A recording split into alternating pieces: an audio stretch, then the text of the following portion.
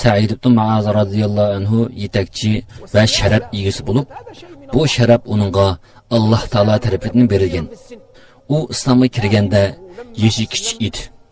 Lekin u islomga kirgandan keyin Avs qabilasidan faqat bir kishidan boshqa kishilarning hammasi islomga kirdi. İslamga kirmay qolganlarmi Uhud yoki Badr urushidan keyin islomga kirgan edi. Said ibn Muaz radhiyallohu anhuning qabilasi ichida yetakchiligi va uning sharafini hamma kishi biladi.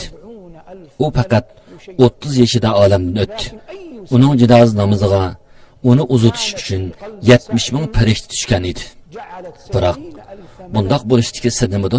Undoq bo'lishi Said ibn Muaz radhiyallohu anhuning qalbida 70 ming farishta uning jinoz namoziga qatnashgudek riyosiz yaxshi amallari va nurg'un sirlari bo'lib, uning ta'rifoti osmonlarning tiliga elinib, umlashib ketgan edi.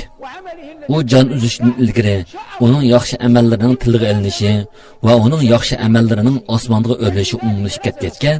U jon o'zgandan keyin farishtalar uning yo'qligini bilgan. Shunga 70 ming farishta Said ibn Muaz radhiyallohu anhuni uzatib qo'yish uchun tushgan edi. Payg'ambar alayhissalom Said ibn Muaz radhiyallohu anhuning jinoz namoziga yaxshilikda hech kimning uningdan eshib ketishini xohlamagandek, hamda farishtalar Said ibn Muaz radhiyallohu anhuning izzatini qilishda o'zi bilan basashanmaydiganligini bildirish uchun isil tonni kiyib chiqdi. Payg'ambar alayhissalom o'z qo'li bilan Said ibn Muaz radhiyallohu anhuni yerlikda qo'ydi. Yerlikda qo'yib bo'lgandan keyin qabr azobi barhaq. Agar biror kishini qabr azobidan qutula oladi deyishga to'g'ri kelsa, bu solih kishi qutula oladi dedi. Hatto payg'ambar alayhissalom Said ibn Muaz radhiyallohu anhuning ruhi osmonga ko'tarilganligi sababidan Allohning arshisi titrab ketdi degan edi.